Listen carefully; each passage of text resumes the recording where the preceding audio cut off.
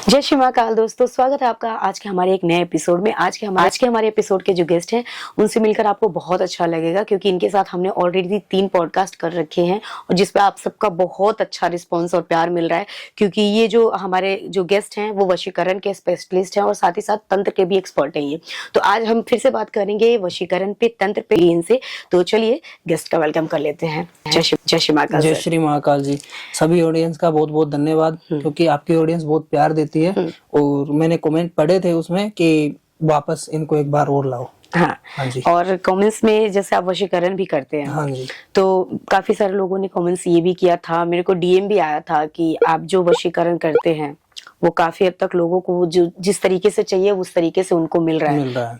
ये सच है? हाँ जी, ऐसा है। कमेंट में लिखते हैं ना लोग कि मैंने काम करवाया हो गया, तो कुछ है तभी तो लिख रहे हैं वो। बिल्कुल। हाँ जी। क्योंकि आप वो काम कर रहे हैं तो लोग कमेंट्स में अपना प्यार भी दे रहे हैं और आपको अच्छा रिस्पांस भी मिल रहा है।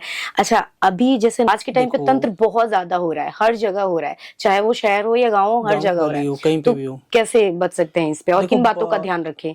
देखो, बात यह है कि नवरात्रि के समय में जो गुप्त नवरात्रि होती है, जो गुप्त नवरात्रि करते हैं व्यक्ति, क्योंकि साधक है, साधक तो करेंगे। बिल्कुल। नॉर्मल व्यक्ति भी करते हैं अपने गुप्त नवरात्रि, साधक तो करते हैं, वो तंत्र की पूजा करते हैं तो वो साधक तो करेंगे। ठीक है। तो उसमें क्या है कि जो साधक जो साधना कर रहे हैं और साधक के पास कोई भक्त आ रहा है कि मेरा ये दुख काटो या उस दुख का निवारण करो, तो कई बार क्या होता है कि जो आप चौरस्ती की बातें कर रहे हो कि जैसे कोई उतारा वगैरह पड़ा होता है, तो उससे बचना चाहिए। क्यों बचना चाहिए? कि वो किसी की बला होती है और वो वहां पे उतार के रख देते हैं। अब कोई नेगेटिव एनर्जी है तो वो तो एक जगह से उतर गई, वो तो दूसरी जगह जाएगी। वहां से तो वो निकल गई है, उसको दूसरी जगह तो जाना होगा, और वो कोई ऐसी व्यक्ति की तलाश में होगी, ऐसी लेडीज की या कोई ऐसे व्यक्ति की, ऐसे घर की जहाँ पे पूजा पाठ बहुत कम होती है। ठीक है, वो उसके पीछे पीछे जाएगी, जाके उसको देखेगी कि किस प्रकार उनके घर में पूजा पाठ की जाती है, या वो लोग है जो नास्तिक है। नास्तिक होगा तो उसके ऊपर तुरंत असर करेगी वो। तो उतारे के वक्त क्यों देख के, चौरस्ते पे क्यों देख के जाना चाहिए कि उतारा पड़ा है, आप उसको नजरअंदाज कर दो। देखा तो है आपने कि हम ये उतारा देख चुके हैं, उसको अवॉइड कर दो कि हमने यहाँ पे कुछ देखा ही नहीं। अगर किसी का बाई चांस मान लो किसी का पैर लग गया उस पे, तो क्या कर सकता है? इंस्टेंट वहीं के लिए कुछ रेमेडी, कोई मंत्र कुछ बता दो आप। अगर किसी का बाई चांस पैर चला गया उसके ऊपर, उतारे के ऊपर, तो वो व्यक्ति एक ही काम करे, रविवार के दिन एक तो छोटा शराब का क्वार्टर, ठीक है, वो 7 बार एंटी क्लॉक सर ऊपर उल्टी 7 बार शराब को घुमा के और वो भैरव जी के मंदिर में चढ़ा दे। अच्छा, जहाँ भी उनके नियर बाई मंदिर है भैरव बाबा के, वहाँ पे ले जाके शराब चढ़ती है वहीं पे वो शराब चढ़ा दे। अच्छा। जो पावर उसके पास आई है वो वहाँ पे उतर जाएगी। अच्छा, अभी जैसे आपने भैरव बाबा का जिक्र करा, तो जो भैरव बाबा हैं उनको शराब क्यों चढ़ाई जाती है? क्योंकि जैसे आप और बाकी सारे मंदिर में देखो तो वहां पर प्रसाद बहुत ज्यादा, हर जगह प्रसाद ही चलता है, लेकिन भैरव बाबा उनके यहाँ पे बियर की बोतल ही लोग लेकर जाते हैं, तो ऐसा क्यों होता है? देखो, शराब तो एक प्रसाद है ना, मदिरा प्रसाद है, कोई आज के जमाने से अभी से नहीं बनी हुई है। ये तो राजा महाराजा जब भगवान का जब सतयुग कलयुग के वक्त, अभी तो कलयुग चल रहा है, सतयुग के वक्त में भी ये चीजें चलती थी। क्योंकि जो मदिरा पान करते थे वो राक्षस कुल के जाति थी, वो मदिरा पान करते थे। ठीक है। जैसे खाटू श्याम जी, जो खाटू श्याम जी थे वो एक राक्षस कुल से बिलोंग करते थे। उनकी माँ थी हिडिंबा, तो वो जिस कोख से अगर जन्म लिया है, वो राक्षस कुल की हो, ब्राह्मण कुल की हो, वहां से तो वो कहीं ना कहीं वो आ जाता है ब्लड में, तो वो चलता ही है। हाँ जी। तो वहां से क्या है कि जो खाटू श्याम जी के पास 3 बाणधारी थे, उनको वरदान था 3 बाणों का।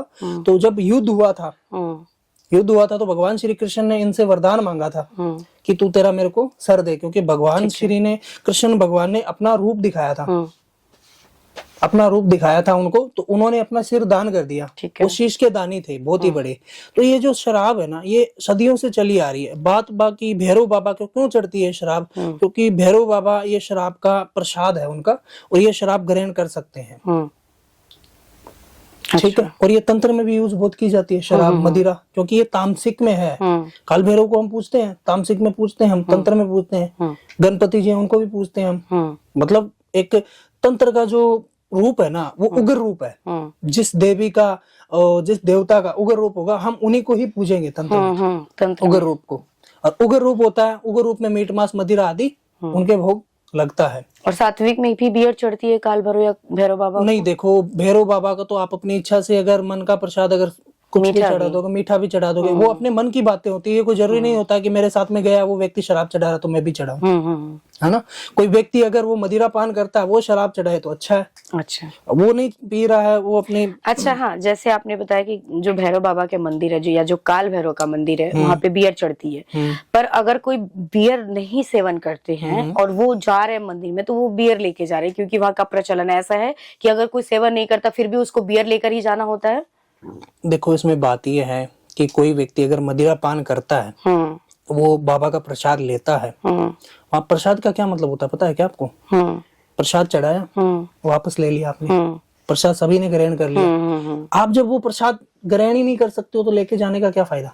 मतलब अगर जो जैसे वहां पे जा रहे हैं, उज्जैन में भी काल भैरव का मंदिर है, वहां पे बियर बोतल प्रसाद के तौर पे जाती है। जो लोग नहीं ग्रहण करते, जो बियर नहीं पीते हैं, वो क्या नहीं लेकर जाना चाहिए उनको? सही नहीं है, क्योंकि जो व्यक्ति प्रसाद लेके जा रहा है तो उनको ग्रहण भी करना जरूरी है, चाहे इतना सा हो और चाहे इतना हो, ठीक है। जो व्यक्ति अगर कोई शराब पीता है, वो बाबा के शराब चढ़ा रहा है, उनको शराब से खुश कर रहा है, तो वो अच्छा है। और कोई व्यक्ति ये मीट मांस मदिरा आदि इनसे दूर रहता है, वो मीठे का भोग लगाओ। बाबा ये कहते नहीं है कि मेरे को शराब पिलाओ। नहीं, एक वो मन में लोगों के रहता ना कि नहीं, उज्जैन जा रहे हैं, काल भैरव का दर्शन करेंगे, बियर चलता है, तो सभी लोग, भले बहुत सारे लोग ऐसे होंगे जो नहीं पीते फिर भी लेके जाते हैं मंदिर में। तो मतलब आप यहाँ पे ये क्लियर कर रहे हो कि जो नहीं पीते हैं वो प्रसाद है, तो उसकी जगह वो मीठा लेके जाए। बिल्कुल बिल्कुल, ये कोई रूल नहीं है कि बियर ही लेके जानी है ना, ये रूल नहीं है। नहीं है। अच्छा, ठीक है। यंत्र, मंत्र और तंत्र, ये 3 शब्द जो है ये सुनने को अक्सर मिलता है। बिल्कुल। तो इनकी सिद्धि कैसे होती है? क्या अलग अलग प्रोसेस होता है या कैसे होता है?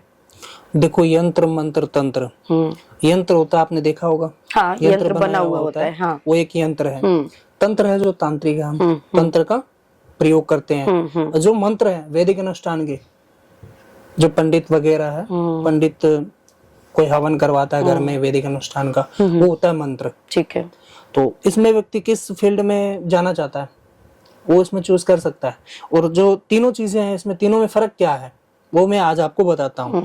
जो मंत्र होते हैं, मंत्र वैदिक अनुष्ठान के होते हैं, जिसमें वशीकरण, इसमें हर एक प्रकार की सिद्धि है। ये नहीं है कि तंत्र में ही वशीकरण है, ठीक है, मंत्र में भी वशीकरण है, ठीक है, ठीक है, पर उनमें टाइम लगता है, ठीक है। जैसे तंत्र चलता है फास्ट 11 से 21 दिन में, और मंत्र में लगते हैं 11 से 21 महीने मंत्र में। हाँ, उसमें सात्विक वाला होता है। मंत्र सात्विक में आता है, तंत्र तांत्रिक में आता है, और यंत्र दोनों में आता है या किस में? दोनों में। यंत्र तो सिद्ध होता है ना, तंत्र में और मंत्र में, दोनों में सिद्ध होता है। यंत्र का इस्तेमाल तांत्रिक भी करते हैं, सात्विक वाले और तामसिक वाले भी करते हैं। दोनों में आता है, प्रयोग अलग होता है कि किस तरीके से करना होता है। ठीक है।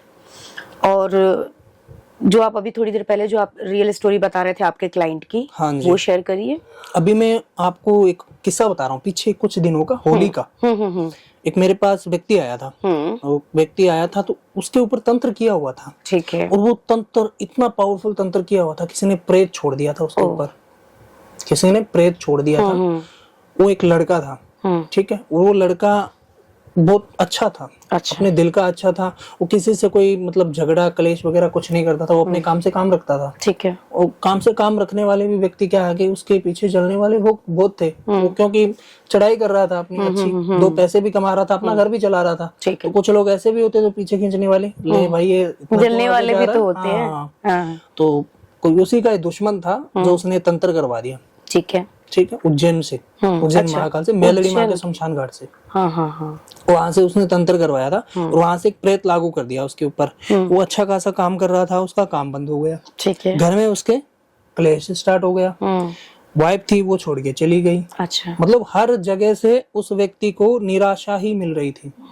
जो उसके करीब वाले थे कि नहीं मैं तेरा मरते दम तक साथ दूंगा, उन्होंने भी साथ छोड़ दिया उसका। अच्छा, आज वो बंदा मान लो कोई शुरू में जब काम स्टार्ट किया था उसने अच्छा खासा 2 पैसे भी थे, मतलब लाख रुपए की अगर चीज में हाथ डालता तो वो लाख रुपए की चीज ले लेता था।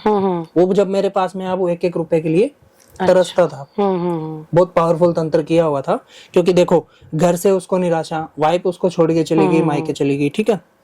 जो फ्रेंड थे उन्होंने भी साथ छोड़ दिया। पावरफुल तंत्र क्यों करवाया गया कि वो 100 था वो 0 पे आ जाए, बर्बाद हो जाए। हाँ, बर्बाद हो जाए। तो वो व्यक्ति आया मेरे पास होली पे, क्योंकि उसको पता था कि होली पे ये पावरफुल ये जो चीजें होती है, तंत्र का जो किया पावर भी जाता होता है है, और उसका काट भी होता है, वो कम समय में ही हो जाता है। कम समय में लोग क्यों देखते हैं? क्योंकि तंत्र में आता है बहुत ज्यादा खर्चा। तंत्र की जो सामग्री है वो महंगी मिलती है। अच्छा, ठीक है। तो वो मेरे पास आया देख के कि आपने पॉडकास्ट में कहा था कि ये तंत्र 5 गुना फास्ट वर्क करता है होली, दीपावली, अमावस्या को। तो मैं आपके पास होली पे आ रहा हूँ, तो मुझे कोई बात नहीं, आप आ जाइए। क्योंकि होली पे मेरे पास बहुत ज्यादा भगत थे, काम करवाने के लिए आए हुए थे। तो मैं भाई तू भी आ जा। मैंने देखा कि मैं तेरे प्रॉब्लम इतनी चल रही है, तो तू पहले, तेरा काम मैं पहले करूंगा। और वो इतनी जगह भटका व्यक्ति, उसके पैसे लूट लिए, मतलब एक मरने की कगार पे आ गया वो। अच्छा, जो लाखों रुपए थे वो भी चले गए, लाखों रुपए कर्जा कर लिया इन तंत्र मंत्रों के चक्रों में। क्योंकि वो ऐसे व्यक्ति के पास फंस गया कि बस वो आगे से आगे प्रॉब्लम बताई थे, ठीक है, उसकी समस्या का समाधान नहीं किया। वो मेरे पास आया तो मैंने उसकी समस्या का समाधान किया। पर वो प्रेत था ना, वो बहुत पावरफुल था। वो मेरे आज भी कंट्रोल में है। अच्छा, हम क्या करते हैं कि देखो, किसी के ऊपर अगर प्रेत उतारते हैं तो हम चौरस्ते पे उतार के छोड़ देते हैं। कुछ प्रेत ऐसे होते हैं कि जो किसी को हानि पहुंचाए। उस प्रेत, वो आज भी मेरे कैद में है और मैं आज भी उसको भोग देता हूँ। अच्छा, हाँ जी। क्योंकि मैं कम समय के अंदर ही रखता हूँ, या तो मैं उसकी शमशान में मुक्ति का काम करवा देता हूँ, शमशान में उसको गाड़ देता हूँ, वहां से नहीं निकलता है। अगर वो वहां से आ जाता है, मेरे को पता है कि वो वहां से आ जाएगा, क्योंकि वो प्रेत बहुत डेंजर है। तो मैंने कैद किया आज, मतलब वो जब कभी भी खाने के लिए मांगता तो मैं उसको देता हूँ। अच्छा, हाँ। कुछ कहते हैं कि ऐसी चीजें होती है, मगर बिल्कुल होती है कि इस डब्बे में तो मेरे को कुछ दिख ही नहीं रहा है। तो भाई मेरे को दिख रहा है, तेरे को थोड़ी दिख रहा है। उस फील्ड में मैं हूँ, मैं मेरे को नजर आ रहा है। नहीं, भूत दिखते नहीं है, लेकिन एहसास तो होता है ना। कई बार ऐसा लगता है कि पीछे एकदम से कोई खड़ा है, कोई पकड़ रहा है, या आवाज आती है। कई बार छत से भी आवाज आती है रात के समय में। और जिनको दिखते हैं उनको तो पता ही होगा शायद। दिखते भी हैं, बहुत सारे लोगों को दिखते भी है। बिल्कुल दिखते हैं। वहाँ पे वो मतलब समझ से बाहर हो जाता है, उनके दिमाग से बाहर हो जाता है। अचानक क्या देख लिया। हमारा तो रोज का ही काम है वहाँ पे। अच्छा, कहते हैं इंसान को सिर्फ एहसास होता है, लेकिन जो कुत्ते होते हैं, जो जानवर होते हैं, वो क्लियर देख लेते हैं।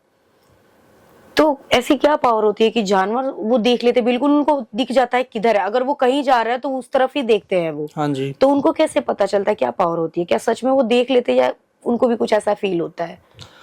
देखो कि जो जानवर होते हैं उनको रात को आवाज नहीं, उनको साक्षात दिखते हैं। वो रोते क्यों है वो रात को? कुछ दिखता तभी तो।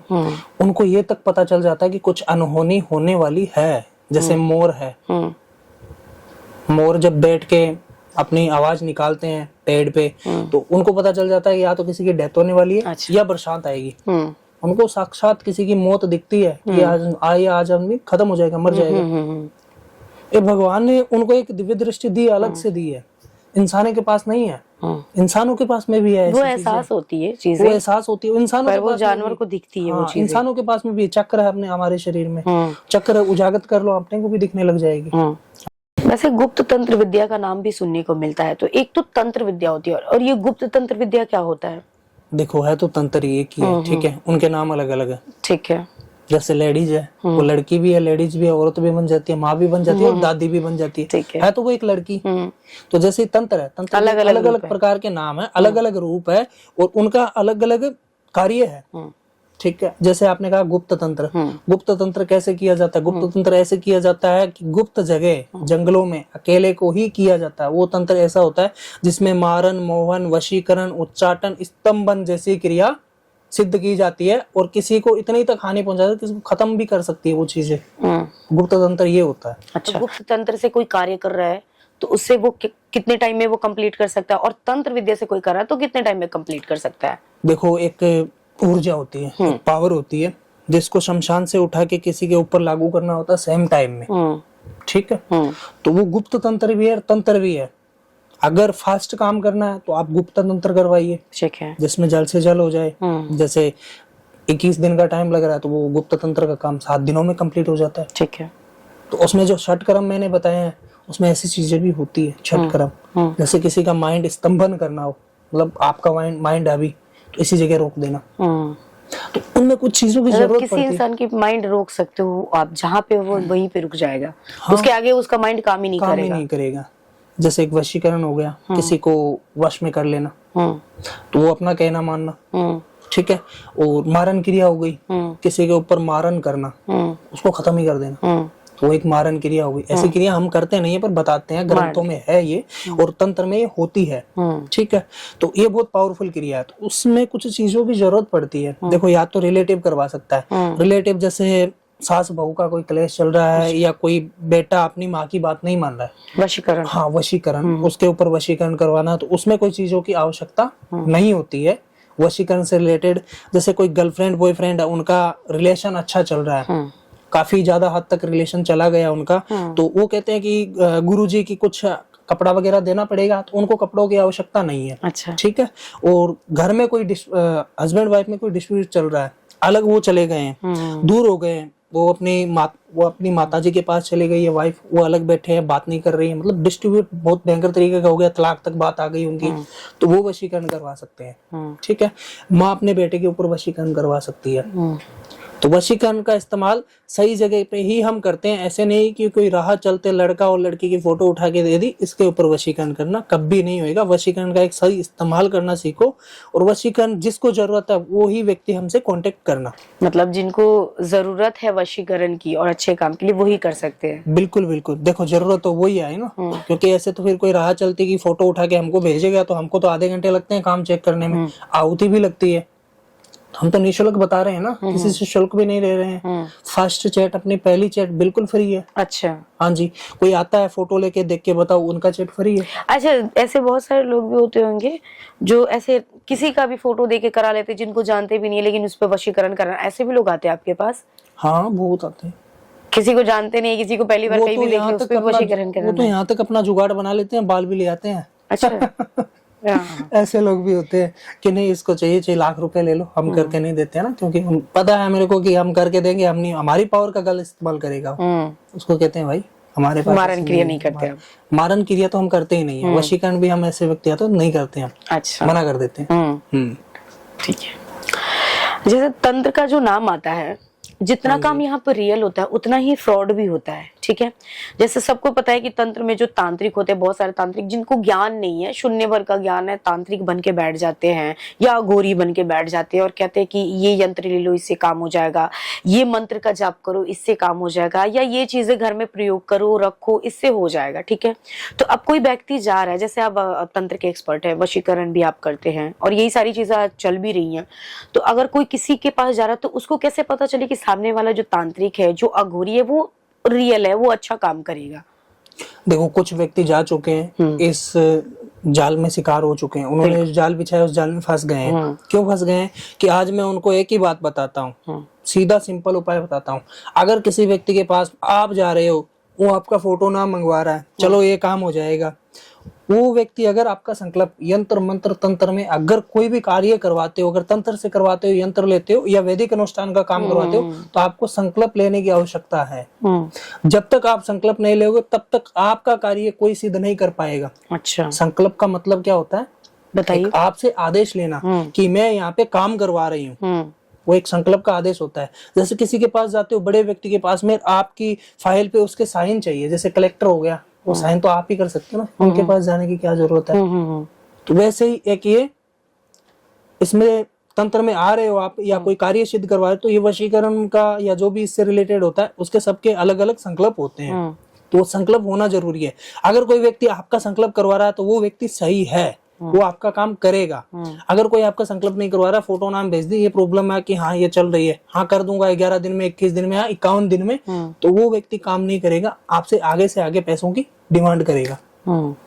संकल्प सबसे बड़ा प्रथम कार्य है, काम शुरू करने से पहले संकल्प का काम। नहीं, देखो ये तो खैर आपने बताया कि संकल्प लेना होता है, संकल्प अगर कोई करता है या उनको कोई ऑर्डर करता है आगे प्रोसेस के लिए, वो करते हैं। लेकिन बात यहाँ पे थोड़ा और आप क्लियर करो कि जैसे कोई ठग है, किसी को नॉलेज ही नहीं है और वो पैसे लिए जा रहा है, सामने वाले का काम ही नहीं कर रहा है, बस हाँ ये रख लो हो जाएगा, वो रख लो हो जाएगा, इतने दिन में हो जाएगा, तो ये वो कैसे पहचाने कि सामने वाला बंदा सही है? सामने वाला बंदा कैसे पहचाने? वो तो उसको पहचानना पड़ेगा, यानी ये व्यक्ति सही है या नहीं, उसको इस तरीके से पहचानो कि एक तो वो अगर आप किसी के अकाउंट पे जा रहे हो तो वहां पे पहले तो वीडियो कॉल करो, फिर मैंने बताया आपको संकल्प का वो करवाइए। अगर ऐसे जाल में फंसे हुए और वो आगे से आगे डिमांड कर रहे हैं तो वहां से काम मत करवाओ, वहां से काम होल्ड करवाओ, वहां से पैसे वापस ले लो। तो किसी के चेहरे पे लिखा नहीं होता है कि ये फेक है। व्यक्ति होते हैं जो और सामने वाले को भी थोड़ा ध्यान देना होगा कि किसकी बातें रियल आपको लग रही है कि ओरिजिनल है, कौन फेक है, बिल्कुल कौन फ्रॉड कर सकता है। ठीक है, अघोरी जैसे जो अपनी साधनाएं करते हैं, क्या वो सिर्फ मोक्ष प्राप्ति के लिए ही करते हैं? देखो, अघोरी होते हैं एक स्वयं महाकाल का रूप बनाते हैं, वो भगवान शिव का। वो शमशान में रहते हैं, वहीं पे साधना करते हैं। सबसे बड़ी साधना करते हैं शव साधना। तंत्र में कहीं पे भी सर्च कर लेना आप, तंत्र में सबसे बड़ी साधना कौन सी है? शव साधना है। ठीक है, तो अघोरी एक कोई भी एनर्जी को, अगर किसी की डेथ हुई है, उस एनर्जी को सही जोड़ना, ईश्वर से जोड़ना, वो काम करते हैं। अगर वो एनर्जी को ईश्वर से वो नहीं जुड़ रही है, तो उससे जो धरती पे उसने बुरे कर्म किए हैं, उस एनर्जी से अच्छे कर्म करवाना किसी के। मतलब पाप और पुण्य का जो कार्य है ना, उसने धरती पे पाप किए हैं और उस आत्मा से कोई पुण्य का काम करवा रहे हैं, ठीक है, तो वो मोक्ष प्राप्त हो जाएगी। अघोरी ये काम करते हैं। अघोरी के पास डायरेक्ट शिव से जुड़े हुए हैं, उनके पास बहुत विधि है, बहुत साधना है। वो एक भगवान शिव का ही रूप है। अच्छा, हाँ जी। उनको लोग अलग अलग तरीके से देखते हैं कि नहीं ये अघोरी है, मीट मांस खाते हैं। वो कण कण में शिव, कण कणों में जीव। वो किसी को कुछ नहीं मानते हैं। ये नहीं कि ये मांस है मैं नहीं खाऊंगा, ये पानी में नहीं पीऊंगा, ये गंदा पानी है, ये नहीं, वो किसी को नहीं मानते। वो डायरेक्ट जो बनाया हुआ, वो शिव का बनाया हुआ है, उसको ग्रहण करते हैं। अच्छा, उसको बोलते हैं अघोरी। अच्छा। हाँ। कुछ ऐसी जगह हैं जहाँ पे तंत्र बहुत ज्यादा होता है, जिनमें से एक राजस्थान भी है, और राजस्थान से आप आते हैं। हाँ जी। तो कुछ यहाँ के बारे में बताइए कि जैसे राजस्थान में कहते हैं, जैसे बंगाल में, बंगाल का जो जादू होता है बहुत फेमस है, सभी लोग जानते हैं कि बंगाल में जादू होता है, वैसे राजस्थान में भी होता है। तो जैसे कहते हैं कि राजस्थान में जो किला वगैरह है, वहां पे स्पेशली सच में बहुत सी ऐसी किला है जहाँ पे भूत प्रेत ऐसे कहते हैं कि घूमते रहते हैं। तो कुछ ये एक्सपीरियंस वगैरह शेयर करें आप। देखो, उसमें जो किला बता रहे हो आप, जो वीरान हवेली किला, उसमें क्या होता है कि जो जिस व्यक्ति उस किले में रहते थे, उनके बुजुर्ग या उनके बच्चे बेटियां कोई भी, तो उस किले पे उनका बहुत ही ज्यादा मोह था। किसी का घर में वो व्यक्ति की डेथ हो गई और उसकी मुक्ति नहीं हुई, तो वो व्यक्ति उस किले में प्रस्थान कर जाता है, मतलब उसी किले में रहता है। फिर वो उस किले में किसी को पैर नहीं रखने देता है। वो प्रेत आत्मा होती है जो उस किले में नहीं आने देती। जैसे भानगढ़ का किला है, वहाँ पे रात्रि के बाद में जाना मना है। क्यों मना है? भूत प्रेत रहते हैं। हाँ, भूत प्रेत रहते हैं वहाँ पे। तो सरकार खुद पहरा दिलवाती है गार्ड से कि अंदर किसी को मत जाने देना, कि उनको पता अंदर जाएगा तो हानि होगी इसको। तो वहाँ पे कोई बंदा तो बैठा नहीं है पकड़ लेगा उसको, है तो ऐसी चीजें कुछ मानते नहीं है। तो एक प्रयोग कर सकते हो आप। आपने राजस्थान में नाम सुना होगा बालाजी का, मेहंदीपुर बालाजी का। वहाँ पे जो भूत और प्रेत होते हैं उनसे निजात पाई जाती है। और अगर किसी को देखना हो, अगर किसी को लेके आना हो साथ में भूत, तो वहां से एक ही बात जाके कह देना। वहां पे जाने के बाद में बालाजी के मंदिर जब आप अपने गांव लौटो, वहां से प्रसाद खा लेना मीठा, और मीठा खा के कह देना जो भी है मेरे पास व्यक्ति मेरे साथ में आ जाए। अच्छा, फिर देख लेना वहां से कितने आते हैं। और नहीं मतलब बालाजी के यहाँ जो है प्रसाद खाते नहीं वहाँ पे? हाँ, नहीं खाते। खाते नहीं कि वहां से लेके आते नहीं? वहां पे खाते भी नहीं है। अच्छा। जो कुछ उनको देते हैं ना, जो प्रेत बाधा वाले हैं, उनको जो प्रसाद देते हैं, वो प्रसाद वापस बांटते नहीं है, वहीं पे छोड़ के आ जाते हैं। अच्छा, जो कुछ लोग तो प्रेत बाधा वाले, तो कुछ लोग अपनी इच्छा से भी जाते हैं दर्शन के लिए। बहुत सारे लोग, जरूरी नहीं कि सभी लोग भूत प्रेत वाले ही होते हैं, वैसे वो है तो भूत प्रेतों का मंदिर ही कहते हैं कि वहां पे भगवान से ज्यादा तो भूत ही दिखते हैं। बिल्कुल। तो कुछ लोग सिर्फ दर्शन के लिए जाते हैं, तो क्या वहां का प्रसाद उनको नहीं खाना चाहिए? देखो, जो मंदिर में प्रसाद मिलता है, जहाँ पे बालाजी की मूर्ति है, जहाँ पे पट है, मेन है गर्भगृह, वहां से जो प्रसाद मिलता है वो आप वो ही लो।